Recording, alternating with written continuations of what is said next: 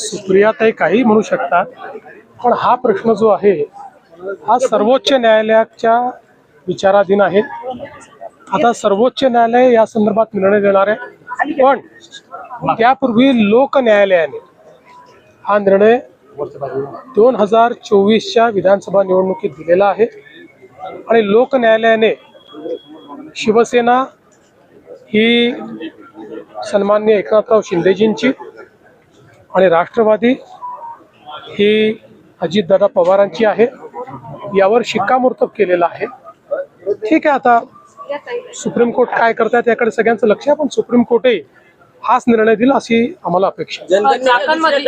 अधिवेशनाची सूचना जारी केलेली आहे. पहिल्यांदाच जातीय माहितीची नोंद त्याच्यामध्ये भरली जाणार. पहिल्यापासून आम्ही सांगत होतो की केंद्र सरकारने जातनिहाय जनगणना ही घोषित केलेली आहे.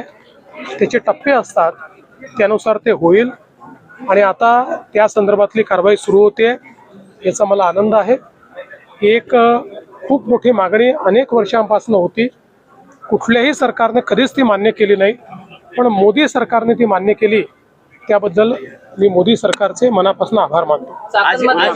प्रकरणी शरद पवार साहेब आज प्रत्यक्ष पाहणी दौरा करतात आणि त्यांनी ट्विट सुद्धा केलेलं होतं. त्या ट्विटला मी उत्तर दिलेलं आहे. पवार साहेब ज्येष्ठ नेते आहेत, ते नेहमी महाराष्ट्राच्या हिताचा विचार करतात, म्हणूनच त्यांच्यापर्यंत चुकीची माहिती जाऊ नये या दृष्टीनं खरी माहिती मी त्या ठिकाणी दिली.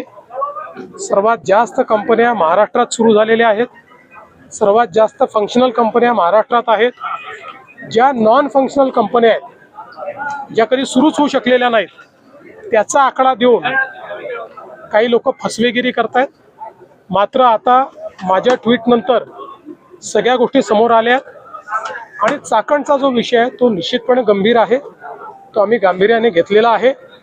असं लक्षात येत आहे की 5-7 एजन्सीजमुळे त्याचा कोणी वाली नाही आहे, त्यामुळे जिल्हाधिकाऱ्याला त्याचा वाली करून त्यांच्या अंतर्गत सगळ्या एजन्सीजचं कोऑर्डिनेशन करण्याचा आम्ही प्रयत्न करतो आणि त्यातनं तिथले ज्या काही समस्या आहेत त्या आम्ही दूर करू. काल खरं म्हणजे लोकसभेचे विरोधी पक्षनेते श्री राहुल गांधी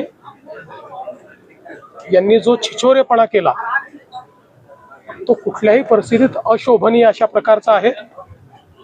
ज्या प्रकारे देशाच्या प्रधानमंत्र्याचा तर अपमान केलाच, पण त्याचवेळी इटलीच्या महिला राष्ट्रप्रमुखाचा इतक्या खालच्या दर्जाला जाऊन त्यांनी जो अपमान केला, या देशामध्ये अशी छछोरगिरी यापूर्वी कुठल्याही नेत्याने केली नव्हती. गल्लीतले नेते देखील अशा पद्धतीनं वागत नाहीत.